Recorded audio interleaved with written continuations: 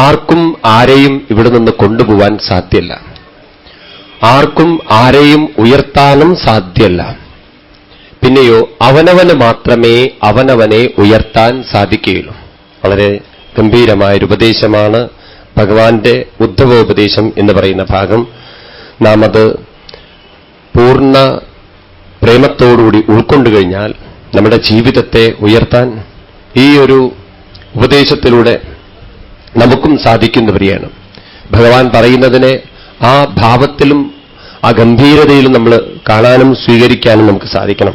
ഭഗവാൻ പറയുന്നു, ഉദ്ധവരെ, ജീവിതത്തിന്റെ ഒരു പരമാർത്ഥം എന്താണെന്ന് ചോദിച്ചു കഴിഞ്ഞാൽ ആത്മനോ ഗുരുരാത്മൈവ യത് പുരുഷസ്യ വിശേഷതാം യത്പ്രത്യക്ഷാനുമാനാഭ്യം ശ്രേയോസോനവിന്ദതേ. ആത്മനോ ആത്മനാ ഗുരു.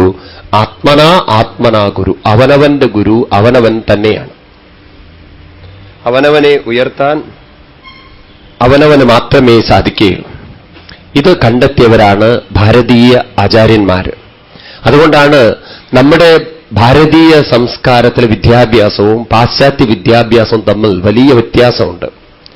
അവർക്ക് ടീച്ചിങ് ആണ്, പഠിപ്പിക്കലാണുള്ളത്. നമുക്ക് പഠിപ്പിക്കൽ ഉണ്ടായിരുന്നില്ല. പണ്ട് ഗുരുകുലങ്ങളിലൊക്കെ ഗുരുക്കന്മാര് പഠിപ്പിച്ചിരുന്നില്ല. അവർ ചെയ്തിരുന്ന രണ്ട് കാര്യങ്ങളാണ്. ഒന്ന്, ശിഷ്യന് പഠിക്കാനുള്ള ഒരു പ്രചോദനം കൊടുക്കും, താല്പര്യമുണ്ടാക്കി കൊടുക്കും. പിന്നെ അവന്റെ മുന്നിൽ ആചരിച്ച് കാണിക്കും. യത് ആചരതി തത് അന്യഹ ആചരതി. ഏതിനെ ആചരിക്കുന്നോ അത് മറ്റുള്ളവർ ആചരിക്കും. അങ്ങനെയായിരുന്നു നമ്മുടെ സംസ്കാരം എന്ന് പറയുന്നത്.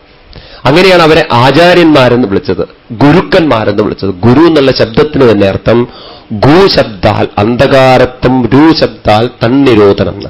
ഗു എന്നാൽ അന്ധകാരമെന്നും രു എന്നാൽ അതിനെ നശിപ്പിക്കുന്നവനെന്നും. അപ്പോ നമ്മുടെയൊക്കെ ഉള്ളിലുള്ള അന്ധകാരത്തെ നശിപ്പിക്കാൻ നമ്മെ സഹായിക്കുന്നവരാണ് ഗുരുക്കന്മാര്. അല്ലാതെ നമ്മൾ അന്ധകാരം നശിപ്പിക്കുന്നവരല്ലാന്ന്. ഒരു ഗുരുവിനും മറ്റൊരു ഗുരുവിനെ നന്നാക്കിയെടുക്കാൻ ശിഷ്യനെ നന്നാക്കിയെടുക്കാൻ സാധിച്ചിട്ടില്ല.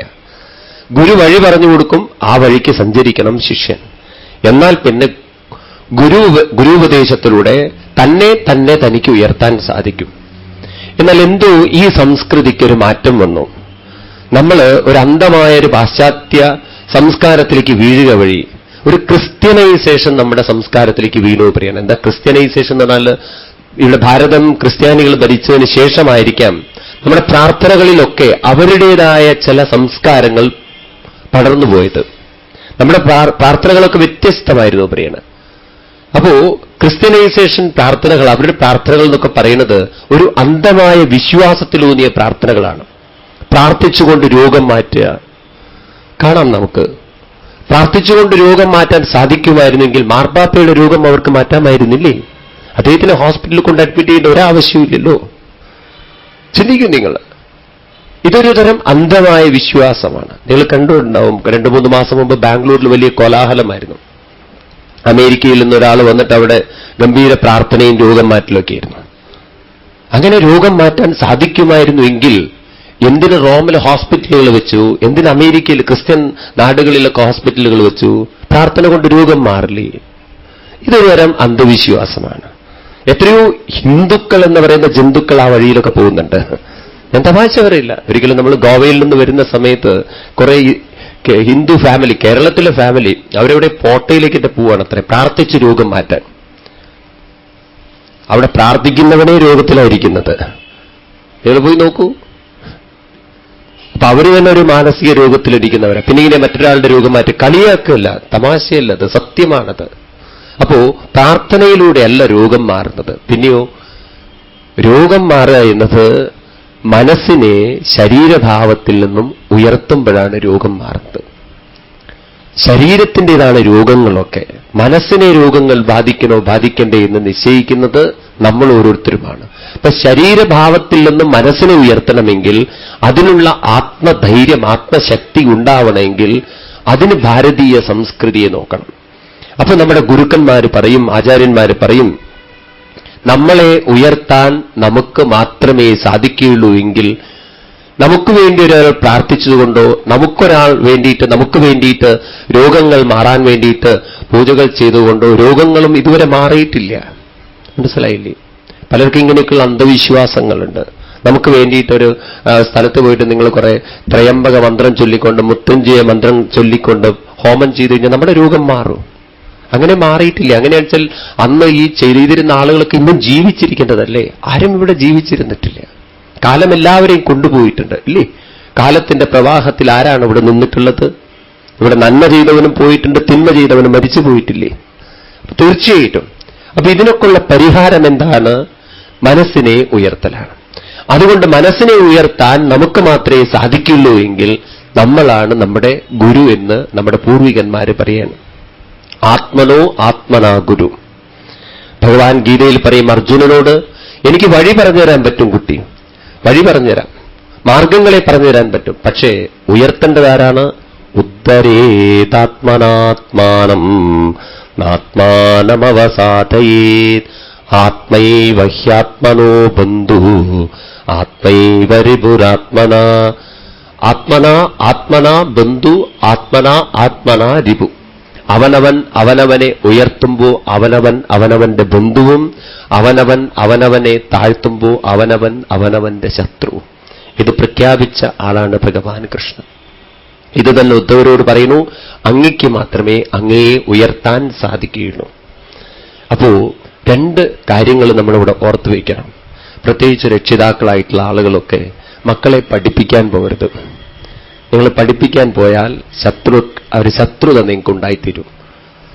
പഠിപ്പിക്കുകയല്ല വേണ്ടത്, പഠിക്കാനുള്ള താല്പര്യമുണ്ടാക്കി കൊടുത്താൽ മതി. വേറെ ഒന്നും ചെയ്യേണ്ട ആവശ്യമില്ല. പഠിക്കാനുള്ള താല്പര്യം ഉണ്ടാക്കി കൊടുക്കണമെങ്കിൽ ആ തരത്തിൽ കാര്യങ്ങൾ പറഞ്ഞ് മനസ്സിലാക്കി കൊടുക്കാനുള്ള വിവേകം നമുക്കുണ്ടാവണം. മനസ്സിലായില്ലേ? നിങ്ങൾ രാമായണത്തിലേക്ക് കടക്കുമ്പോൾ ഈ ഭാഗം കാണാം. രാമനെയും കൊണ്ട് വിശ്വാമിത്ര മഹർഷി തന്റെ യാഗരക്ഷയ്ക്ക് പോകുമ്പോൾ പറയും, രാമ ഈ സ്ഥലമൊക്കെ കണ്ടു, ഇങ്ങനെ ഈ ഒഴിഞ്ഞു കിടക്കുന്ന സ്ഥലങ്ങളൊക്കെ ഇത് പണ്ടൊരു രാജാവിന്റെ ആയിരുന്നു കേട്ടോ എന്ന് പറഞ്ഞ് നിർത്തും. ഉടനെ രാമൻ ചോദിക്കും, ഏത് രാജാവ്? അതെന്താ ഇങ്ങനെയായത്? കുറെ ചോദ്യങ്ങൾ ചോദിക്കും. ആ കഥ പറഞ്ഞിട്ട് പറയും, അപ്പുറത്തെ സ്ഥലം കണ്ടില്ലേ സമൃദ്ധിയിൽ നിൽക്കണോ, അത് മറ്റൊരു രാജാവിന്റെയാണ് കേട്ടോ എന്ന് പറയും. ചോദിക്കും, അതെങ്ങനെ എങ്ങനെയാണ്? അങ്ങനെ രാമനെ കൊണ്ട് ചോദ്യങ്ങൾ ചോദിപ്പിച്ച് അതിനുത്തരം പറഞ്ഞുകൊടുത്ത് വീണ്ടും ചോദ്യങ്ങൾ ചോദിക്കാൻ പ്രേരണ കൊടുത്തുകൊണ്ട് രാമനെ നല്ല ഒരു ശിഷ്യനാക്കി മാറ്റി തീർക്കുന്ന, രാജാവാക്കി മാറ്റുന്ന ഒരു വിശ്വാമിത്ര മഹർഷിയെ നിങ്ങൾക്ക് രാമായണത്തിൽ കാണാം. ഇതുപോലെ നമ്മളൊക്കെ അങ്ങനെ പരിശീലിച്ചു കഴിഞ്ഞാൽ കുട്ടികളൊന്നും ശത്രുക്കളായി തീരില്ലെന്നും മിക്കവാറും രക്ഷിതാക്കളുടെ പ്രശ്നം അതാണ്. പറഞ്ഞാൽ കേൾക്കില്ല എന്ന് മാത്രമല്ല, ടി വി കാണുള്ളൂ എന്ന് മാത്രമല്ല, പഠിക്കാന്ന് പറഞ്ഞാൽ അവൻ ഞങ്ങളെ പഠിപ്പിക്കും. ഇതൊക്കെയാണ് പറയുന്നത്. അതെന്തുകൊണ്ടാണ്? നമ്മളിരുന്ന് വായിക്കൂ വായിക്കൂ വായിക്കൂ പറഞ്ഞാൽ ആർക്കും ഇഷ്ടമില്ലാത്തൊരു കാര്യമാണ് വായിക്കുക എന്നുള്ളത്. പിന്നെ എന്താണ്? താല്പര്യം ഉണ്ടാക്കി കൊടുക്കുക. അവനവന് മാത്രമേ അവനവനെ ഉയർത്താൻ സാധിക്കുകയുള്ളൂ എന്ന നല്ല ബോധ്യം. നമ്മൾ പഠിക്കാൻ പറഞ്ഞാൽ ഒരാൾ പഠിച്ചോളുന്നില്ല. ഇപ്പൊ എനിക്ക് നീന്തൽ പഠിക്കാൻ മോഹമില്ലെങ്കിൽ ഈ ലോകത്തിലെ വലിയ നീന്തൽക്കാരൻ വന്നിട്ട് എന്നെ പഠിപ്പിക്കാൻ വിചാരിച്ചാൽ സാധ്യമല്ല. അയാൾ മെനക്കെട്ടിട്ട് കാര്യമില്ല എന്നർത്ഥം. അപ്പൊ നമുക്ക് ഡ്രൈവിംഗ് പഠിക്കാൻ ഒരു മോഹമില്ല. ആര് മെനക്കെട്ടിട്ടും കാര്യമില്ല, പഠിക്കാൻ മോഹമില്ല, എന്ത് ചെയ്യാനാ? അതാണ് സത്യം.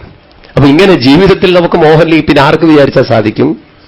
ഈ പരമാർത്ഥം നമ്മൾ ഉൾക്കൊണ്ട് ജീവിച്ചു കഴിഞ്ഞാൽ നമുക്ക് മാത്രമേ ഉയർത്താൻ പറ്റുകയുള്ളൂ. അതുകൊണ്ട് ഉദ്ധവരെ, അങ്ങയെ ഉയർത്താൻ ഞാൻ ഒരു ഇതിഹാസം പറഞ്ഞു തരാമെന്ന് പറഞ്ഞ് 24 ഗുരുക്കന്മാരുടെ ഒരു കഥ പറഞ്ഞു കൊടുക്കേണ്ട ഭഗവാൻ.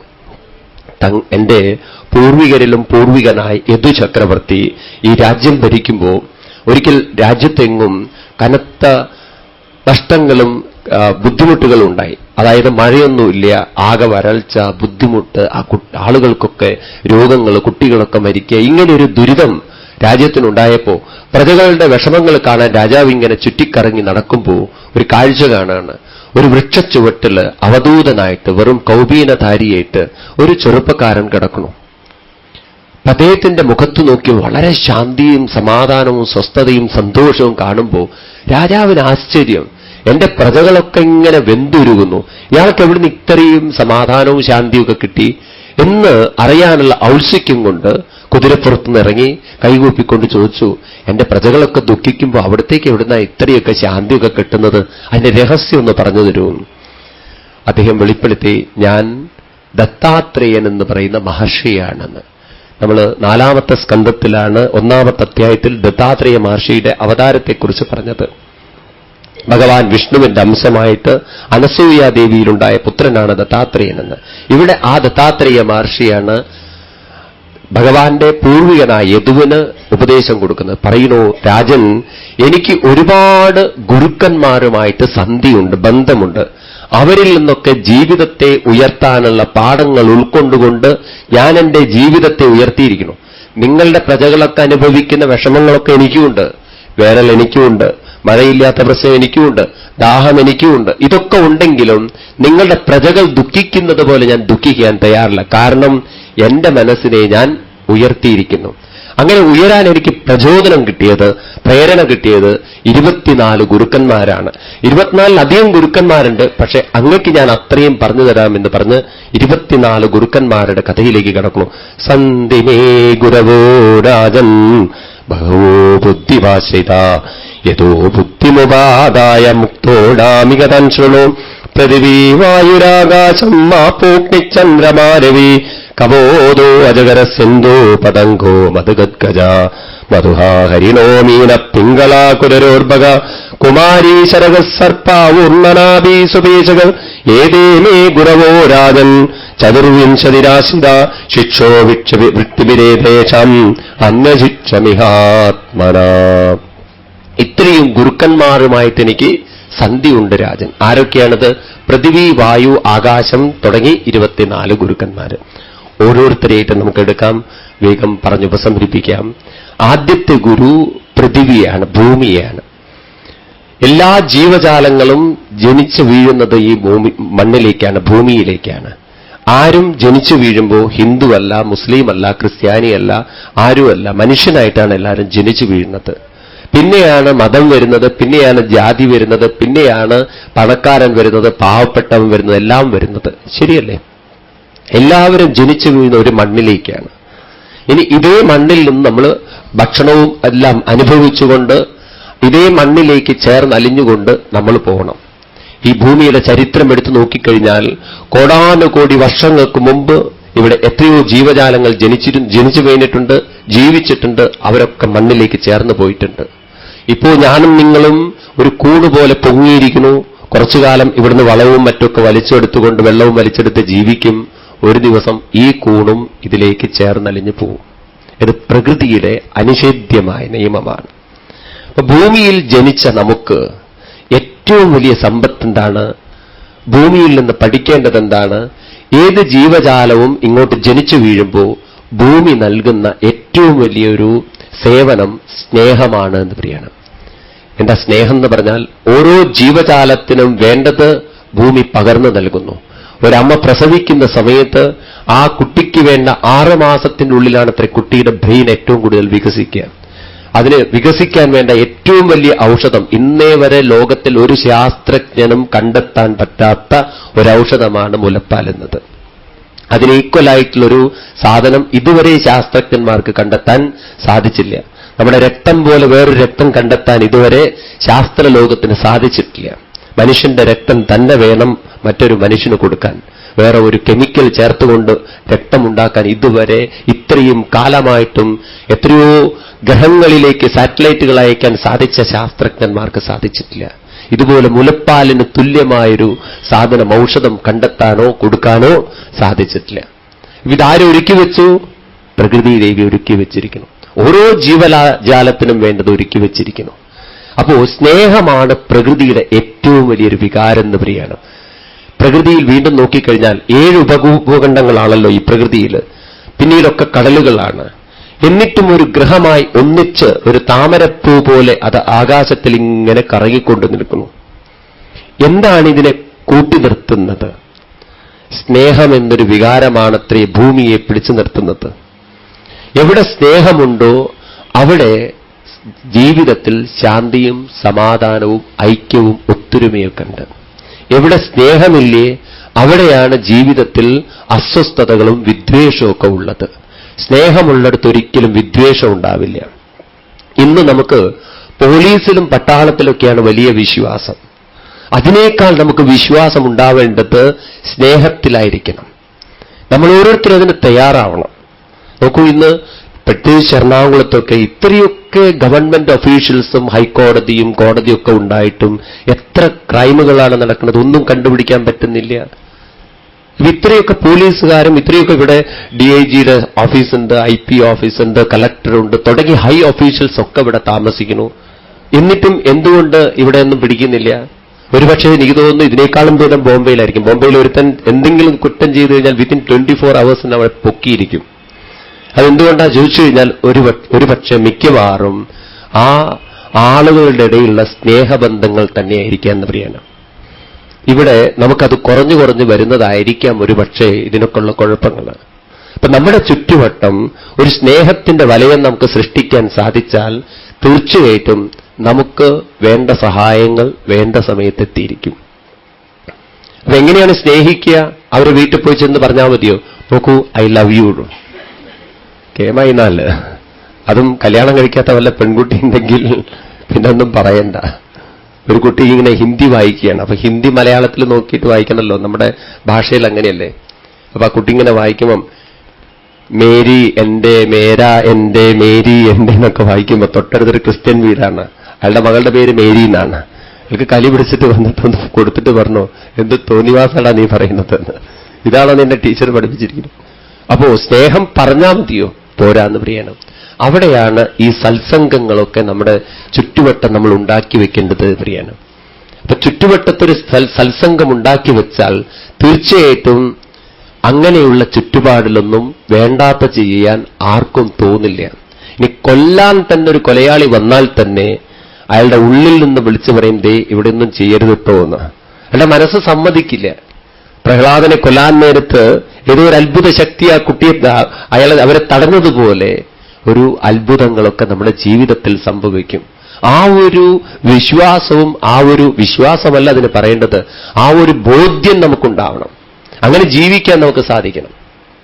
മനസ്സിലാവുണ്ടല്ലോ?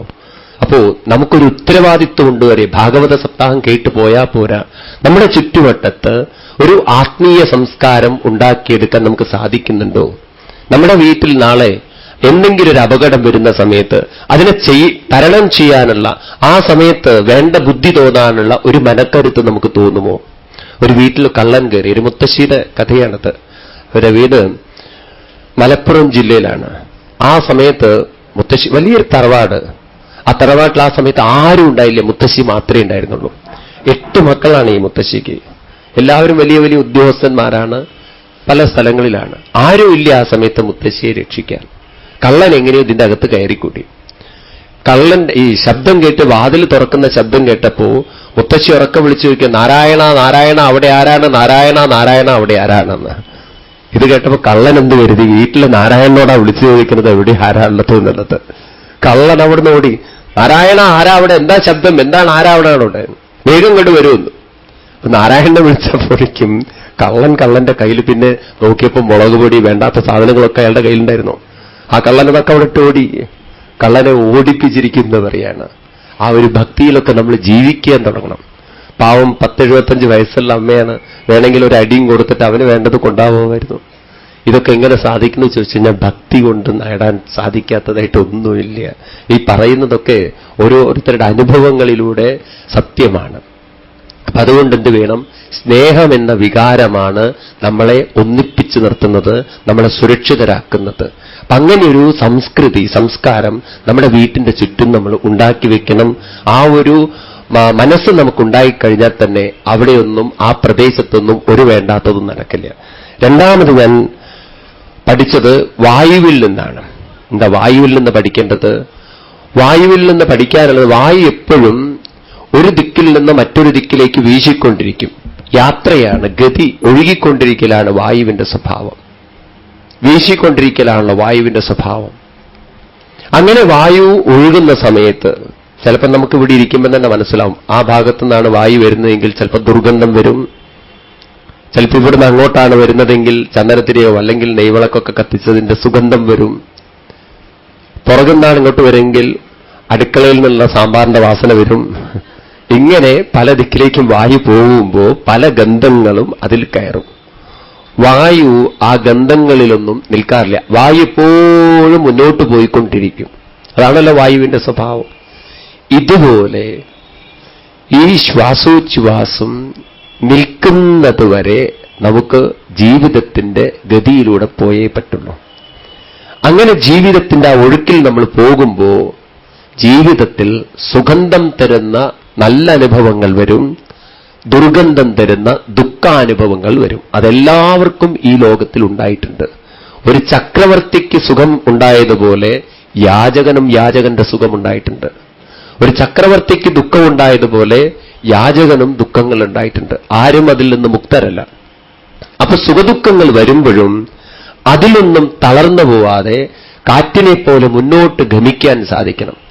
അതെങ്ങനെ സാധിക്കുന്നു? കാറ്റ് സുഗന്ധത്തിലും ദുർഗന്ധത്തിലും കുടുങ്ങിപ്പോവാത്തതിന് കാരണം കാറ്റിന് ശക്തിയുണ്ട് പ്രിയാണ്.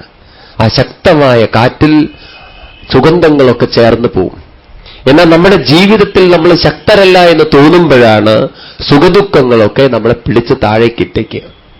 അപ്പൊ നമ്മുടെ ജീവിതത്തിൽ തളർത്തിക്കഴിഞ്ഞാൽ തീർച്ചയായിട്ടും ദുഃഖങ്ങൾക്ക് നമ്മളെ തളർത്താൻ സാധിക്കും. നമ്മുടെ മുന്നോട്ടുള്ള ഗതി നിന്ന് പോകുന്നു പറയാം. ഇത് ഞാൻ വായുവിൽ നിന്ന് പഠിച്ചു. പിന്നെ വായുവിൽ നിന്ന് പഠിക്കേണ്ട വലിയൊരു പാഠമാണ്, നമ്മുടെ ജീവിതം ഇങ്ങനെ പോകുന്നത് ഒരു കാറ്റിലാണ്. അതിങ്ങനെ അകത്തേക്ക് വരണോ പുറത്തേക്ക് പോകണോ, അകത്തേക്ക് വരണോ പുറത്തേക്ക് പോകണോ, ഇല്ലേ? നമ്മുടെ മൂക്കിലൊക്കെ ഒന്ന് കൈവച്ച് നോക്കും, നിങ്ങളപ്പോൾ അറിയാം. ഒരു 2 മിനിറ്റ് മൂക്ക് പിടിച്ചാൽ തന്നെ അറിയാം ജീവിതത്തിന്റെ ഒരു എങ്ങനെയാ ജീവിതം നടക്കുന്നത് എന്നുള്ളത്. ശ്വാസം ഇങ്ങനെ വരണോ പോകണോ. ഇതിലൊരു പ്രത്യേകത ഉള്ളത്, അകത്തേക്ക് വായു പോയാൽ പുറത്തേക്ക് വരും എന്നുള്ളത് ഉറപ്പാണ്. എന്നാൽ പുറത്തേക്ക് പോയ വായു അകത്തേക്ക് വരും എന്നുള്ളതിന് ഗ്യാരണ്ടി ഒന്നുമില്ല. രാത്രിയൊക്കെ കിടന്നുറങ്ങുമ്പോണ്ടല്ലോ ഈശ്വരൻ എത്ര അനുഗ്രഹം ചൊരിയണം നമ്മളെ നോക്കൂ. മിക്കവാറും ചിലരൊക്കെ വായ പൊളിച്ചിട്ടാ കിടക്കുക. എന്നിട്ടും രാവിലെ എണീക്കുമ്പോൾ വായു പോയിട്ടില്ല എങ്കിൽ ആ ഭഗവാന്റെ ഒരു അനുഗ്രഹം തന്നെയാണത്. ഈ വായു പോകാൻ അധിക സമയമൊന്നും വേണ്ട. ഞങ്ങളൊരിക്കലും ട്രെയിനിലൊരു അനുഭവം ഉണ്ടായിരുന്നു. രാത്രിയിൽ ഇങ്ങനെ യാത്ര ചെയ്യുമ്പം ഈ ഡൽഹി ഭാഗത്താണ്, നല്ല തണുപ്പുള്ള രാത്രി, എല്ലാവരും പുതച്ചുകൂടി ഇങ്ങനെ കിടക്കണു.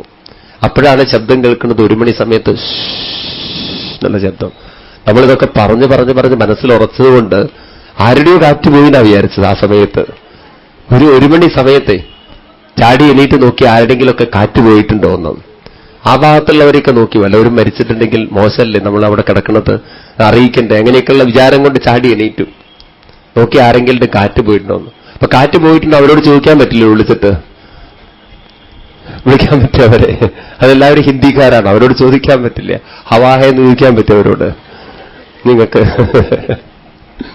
അപ്പൊ പിന്നെ മുഖത്തേക്ക് നോക്കാൻ പറ്റില്ല, എല്ലാവരും പുതച്ചു കൊണ്ടിട്ടാണ് കിടക്കുന്നത്. ചിലരൊക്കെ കിടക്കുന്നത് കണ്ടാൽ തന്നെ ആ ജനിച്ച വന്ന അതേ രൂപത്തിലാണ്.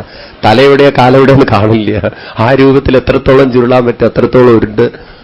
അങ്ങനെ നോക്കാൻ പിന്നെ ഏകുള്ള സ്ഥലം വയറാ, അത് പൊങ്ങുണ്ടോ ഉറപ്പാ കാറ്റുണ്ട് എന്ന്. അങ്ങനെ നോക്കുമ്പോ എല്ലാവരും വയറും പൊങ്ങുണ്ട്, താഴുണ്ട്. പിന്നെ ചിലർ പിന്നെ ഫസ്റ്റ് ഗിയർ സെക്കൻഡ് ഗിയറിലൊക്കെയാണ് വണ്ടി പോകുന്നത്, അത്രയും ഉച്ചത്തിലൊക്കെ അലറുന്നത്. അത് കഴിഞ്ഞ് നോക്കുമ്പോ ആരുടെയും കാറ്റൊന്നും പോയിട്ടില്ല. പിന്നെയാണ് മനസ്സിലായത് ആളുടെ കാറ്റല്ല തലയണയുടെ കാറ്റാ പോയതെന്ന്. എയർപില്ല വെച്ചിട്ടല്ലേ പോവാ, അതിന്റെ സ്ക്രൂ ഇവിടെ അഴിഞ്ഞു പോയതാണ്, കാറ്റ് പോയി പറയാൻ. അപ്പൊ നമുക്ക് ഈ തലയണയുടെ കാറ്റ് പോകാൻ സ്ക്രൂ അഴിഞ്ഞു പോയാൽ മതി, അതിന് സ്ക്രൂ എങ്കിലും ഉണ്ട്. നമ്മുടെ കാറ്റ് പോകാൻ അങ്ങനെ സ്ക്രൂ ഇല്ല. നവദ്വാരേ പുരേ ദേഹി, 9 ദ്വാരമുള്ള ഒരു ശരീരത്തിലാണ് ദേഹി ഇരിക്കുന്നത്. ആ ദ്വാരങ്ങളാണെങ്കിലൊക്കെ തുറന്നു കിടക്കുകയാണ്, രാത്രി വായും പൊളിച്ച് കിടക്കുകയാണ് നമ്മൾ. അതിലൂടെ എപ്പോൾ വേണമെങ്കിലും ഇതിറങ്ങിപ്പോവാം. അപ്പൊ അങ്ങനെ അത്യന്തം ചഞ്ചലമായ വായുവിലാണ് ജീവിതം നടക്കുന്നതെന്ന ബോധമുണ്ടെങ്കിൽ ഇന്ന് ജീവിതമുണ്ടോ അത് നമുക്ക് സത്യമാണെന്ന് മനസ്സിലാക്കാം. നാളെ ഉണ്ടോ എന്ന് ഇന്ന് പറയാൻ സാധ്യമല്ല. ശരിയല്ലേ? ആർക്ക് പറയാൻ പറ്റും നാളെ നമ്മൾ ജീവിച്ചിരിക്കുകയില്ലേ എന്നുള്ളത്? അപ്പൊ നാളെ ജീവിതം ഉണ്ടോ ഇല്ലേ എന്ന് എനിക്കറിയില്ല എങ്കിൽ ഞാൻ നാളെ സന്തോഷിക്കാം എന്ന് വിചാരിക്കുന്നത് തെറ്റല്ലേ? ഇന്ന് ഈ നിമിഷം ഞാൻ സന്തോഷമായിട്ടിരിക്കുന്നു. കാരണം എനിക്കറിയില്ല അടുത്ത നിമിഷം എനിക്ക് വായു ഉണ്ടാവോ കാറ്റുണ്ടാവോ എന്നുള്ളത്. ഇങ്ങനെ നമ്മൾ ഓരോ നിമിഷവും വിചാരം ചെയ്തിരുന്നാൽ, ഇപ്പോൾ എനിക്ക് ഈശ്വര അവിടുന്ന് കാറ്റ് തന്നിട്ടുണ്ട്, ഞാൻ സന്തോഷമായിട്ടിരിക്കാം എന്നങ്ങോട്ട് നിശ്ചയിച്ചു കഴിഞ്ഞാൽ നമ്മളെ ദുഃഖിപ്പിക്കാൻ ആർക്കും സാധ്യമല്ല. ഇതാണ് ജീവിതത്തിന്റെ പരമാർത്ഥം. ഇത് ഞാൻ പഠിച്ചു എന്ന്. പിന്നെ ഞാൻ പഠിച്ച ആകാശത്തിൽ നിന്നാണ്. എന്താണ് ആകാശത്തിൽ നിന്ന് പഠിക്കാനുള്ളത്? ജീവിതം നമ്മളെ എപ്പോഴും വലയ്ക്കുന്നത് നമ്മുടെ തലത്തിൽ മാത്രം ജീവിതത്തെ കാണുമ്പോഴാണ്. ഇവിടെ നിന്ന് നിങ്ങൾ ആകാശത്തിലേക്ക് നോക്കുമ്പോൾ മഴക്കാലമാണെങ്കിൽ കാർമേഘം നിറഞ്ഞു കിടക്കുന്നത് കാണാം. നിങ്ങൾ പറയും ഇന്ന് ആകാശം കാർമേഘം നിറഞ്ഞിരിക്കണമെന്ന്. ഇവിടെ നിന്ന് നിങ്ങൾ ഒന്നുകിൽ ട്രിവാൻഡ്രത്തേക്കോ അല്ലെങ്കിൽ മറ്റേതെങ്കിലും സ്ഥലത്തേക്ക് പോയി കഴിഞ്ഞാൽ അവിടെ കാർമേഘം ഉണ്ടായിക്കൊള്ളുന്നില്ല. അവിടെ വീണ്ടും ആകാശം തെളിഞ്ഞിരിക്കാം. ഇവിടെ നിന്ന് നോക്കുമ്പോൾ നമുക്ക് ആകാശത്തെ കാണാൻ സാധ്യമല്ല. അവിടെ നിന്ന് നോക്കുമ്പോൾ ആകാശത്തെ കാണാൻ സാധിക്കുന്നത് പോലെ നമ്മുടെ വിഷമങ്ങളൊക്കെ നമ്മുടെ ഉള്ളിൽ നമ്മൾ നോക്കുമ്പോൾ വിഷമങ്ങളായിട്ട് നമുക്ക് കാണാം. എന്നാൽ മറ്റൊരാളുടെ ദൃഷ്ടിയിലൂടെ നമ്മൾ നോക്കുമ്പോൾ നമ്മുടെ വിഷമങ്ങളൊന്നും വിഷമങ്ങളായി അവർക്ക് തോന്നില്ല പറയാണ്. അപ്പൊ അതുകൊണ്ട് ആകാശത്തിൽ നമ്മൾ പഠിക്കേണ്ടത് ആകാശം എല്ലായിടത്തും ഒരുപോലെ നമ്മൾ കാണുന്നില്ല പറയാണ്. ചിലയിടത്തെല്ലാം ആകാശം മൂടിക്കിടക്കണു, ചിലരെല്ലാം ആകാശം തെളിഞ്ഞു കിടക്കണു, ചിലയിടത്ത് കാർമേഘങ്ങൾ ഉണ്ടായി കിടക്കണു. അങ്ങനെ വൈവിധ്യമായിട്ട് ആകാശത്തെ നമുക്ക് കാണാൻ പറ്റും. ഇതുപോലെ നമ്മുടെ വിഷമങ്ങളൊന്നും മറ്റൊരാൾക്ക് പറഞ്ഞ് മനസ്സിലാക്കി ഉൾക്കൊള്ളാൻ സാധ്യമല്ല. അത് നമുക്ക് മാത്രമേ മനസ്സിലാവുള്ളൂ. ഇതൊക്കെയാണ് ഈ കുടുംബ പ്രശ്നങ്ങൾ ഉണ്ടാവുന്നത്. ഒരു ഭാര്യയുടെ പ്രശ്നം ഭർത്താവിന് മനസ്സിലാവില്ല, ഭർത്താവിന്റെ പ്രശ്നം ഭാര്യയ്ക്ക് മനസ്സിലാവില്ല, മക്കളുടെ പ്രശ്നം അച്ഛനും അമ്മയ്ക്കും മനസ്സിലാവില്ല. ഇത് നമ്മൾ അംഗീകരിച്ചാൽ തന്നെ മറ്റൊരാളുടെ പ്രശ്നങ്ങളെ കേൾക്കാൻ നമുക്ക് മനസ്സുണ്ടായാൽ തന്നെ ഒരുവിധം നമുക്ക് അവരെ സഹായിക്കാൻ സാധിക്കുന്ന പ്രിയാണ്. മനസ്സുകൊണ്ട് കേൾക്കാനുള്ള മനസ്സ് ഇന്ന് അതാണ് ആളുകൾക്കില്ലാത്തത്. എല്ലാവർക്കും കൊടുക്കാനുള്ള സംഗതിയാണ് ഉപദേശം എന്നുള്ളത്. ആരെങ്കിലും ഒരു വിഷമം പിന്നെ എനിക്ക് പറഞ്ഞുതരാം. പിന്നെ എൻ്റെ ജീവിതത്തിൽ ഞാനുണ്ടല്ലോ ചെറിയ കുട്ടിയായിരുന്ന സമയത്ത് അങ്ങോട്ട് തുടങ്ങിയ ഈ ഉപദേശങ്ങളൊക്കെ. ഒരു വീട്ടിൽ അച്ഛനും മകനും രാവിലെ തുടങ്ങി. മകൻ പറഞ്ഞു, അച്ഛാ ഇന്ന് എനിക്കൊരു ഷൂ കൂടി വേണമെന്ന്. എടാ നിനക്ക് എന്തിന്റെ കുറവാണ്? 8 ജോഡി ഷൂ അല്ലേ ഞാൻ വാങ്ങിച്ചു തന്നിരിക്കുന്നത്, ഇനിയും നിനക്ക് ഷൂ വേണോ? ഞങ്ങളുടെയൊക്കെ കുട്ടിക്കാലം നീ എങ്ങനെയാന്ന് നിനക്ക് അറിയൂ? അന്നൊക്കെ ഞങ്ങൾ ഒരു ഷൂ കണ്ടിട്ടുപോലുമില്ല. അന്ന് വെറും ചെരുപ്പ് അതുപോലും കണ്ടിട്ടില്ല. കാലിൽ ഇങ്ങനെ ചെരുപ്പില്ലാതെ 8-9 കിലോമീറ്റർ. അന്ന് ഒരു ട്രൗസർ ഉണ്ടെങ്കിൽ ഒരാഴ്ച കൊടുക്കാൻ പറ്റും. അങ്ങനെയായിരുന്നു. നീ നിൽക്കുന്നപ്പോൾ ഓരോ മണിക്കൂർ ഓരോ ട്രൗസറാണ്, ഓരോ മണിക്കൂർ നിനക്ക് ചെരുപ്പാണ്. ഇതൊക്കെയാണ് നിന്റെ ജീവിതം. ഞങ്ങളുടെ ജീവിതത്തിലൊക്കെ എത്ര കഷ്ടപ്പെട്ടിട്ടുണ്ട് നിനക്ക് വല്ലതും അറിയോ?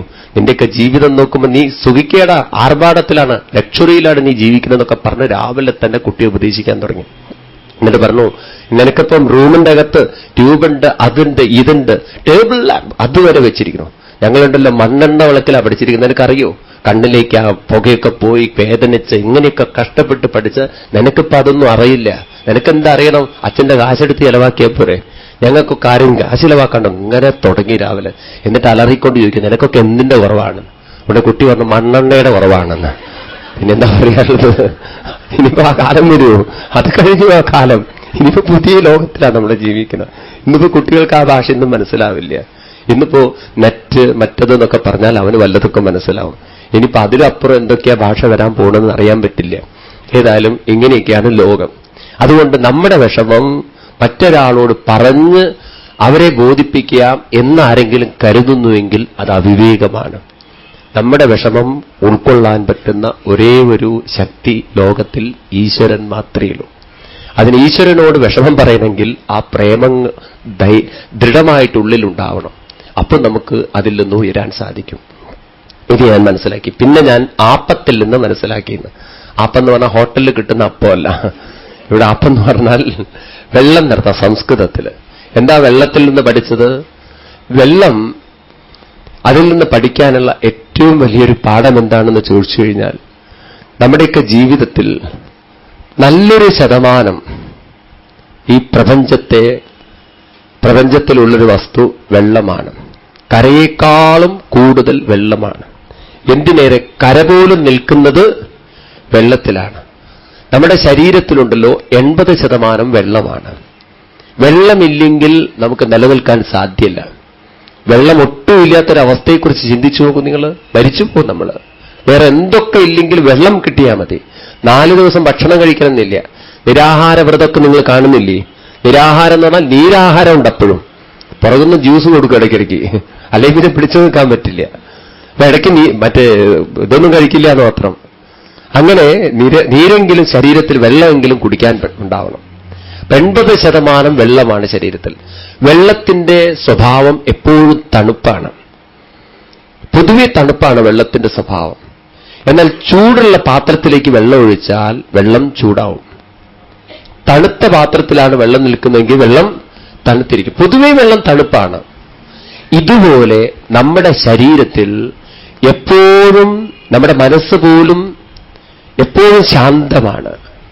അതിനെ നമ്മൾ അസ്വസ്ഥമാക്കുമ്പോഴാണ് നമ്മുടെ ശരീരത്തിന്റെ സിസ്റ്റങ്ങളൊക്കെ തെറ്റുന്നത്. ബ്ലഡ് ചൂടാവുന്നത് എപ്പോഴാണെന്ന് ചോദിച്ചാൽ, പൊതുവേ നമ്മളെ ബ്ലഡിന് ഇത്തിരി ചൂടുണ്ട്, ഇല്ല പറയാൻ പറ്റില്ല. കൂടുതൽ ചൂടാവുന്നത് എപ്പോഴാണെന്ന് വെച്ചാൽ ടെൻഷൻ വരുമ്പോഴാണ്. ടെൻഷൻ വരുമ്പോൾ പ്രത്യേകിച്ച് ബ്ലഡിന്റെ സർക്കുലേഷനൊക്കെ സ്പീഡ് കൂടിയിരിക്കും. അങ്ങനെയാണല്ലോ. അപ്പൊ മനസ്സിന്റെ താളം തെറ്റിക്കുമ്പോഴാണ് നമ്മുടെ സിസ്റ്റങ്ങൾ മുഴുവൻ തെറ്റിക്കുന്നത്. പൊതുവേ പ്രകൃതിയിൽ വെള്ളം തണുപ്പും, ആ തണുത്ത വെള്ളത്തെ ചൂടുള്ള പാത്രത്തിൽ ഒഴിക്കുമ്പോൾ അത് ചൂടാവുന്നത് പോലെ നമ്മുടെ പ്രകൃതം പൊതുവേ ശാന്തമാണ്. നമ്മൾ ജനിച്ചു വന്നതൊക്കെ ശാന്തതയിലാണ്. പക്ഷെ നമ്മൾ അതിന്റെ താളം തെറ്റിക്കുമ്പോഴാണ് രോഗങ്ങളൊക്കെ വരുന്നത്. ഹാർട്ട് കേട് വരുന്നത്, കിഡ്നി ചട്നിയാവുന്നത് ഒക്കെ നമ്മൾ താളം തെറ്റിക്കുമ്പോഴാണ്.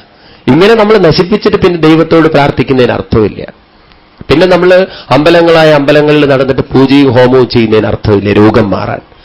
ചെറുപ്പത്തിലെ ഈ വിവേകത്തിൽ ജീവിക്കണം. എന്റെ ജീവിതത്തെ ഞാൻ നശിപ്പിക്കില്ല. ആരൊക്കെ ഏതൊക്കെ രീതിയിൽ ചെയ്താലും എന്റെ മനസ്സിന്റെ സ്വസ്ഥത ഞാൻ കളഞ്ഞു കുളിക്കില്ല.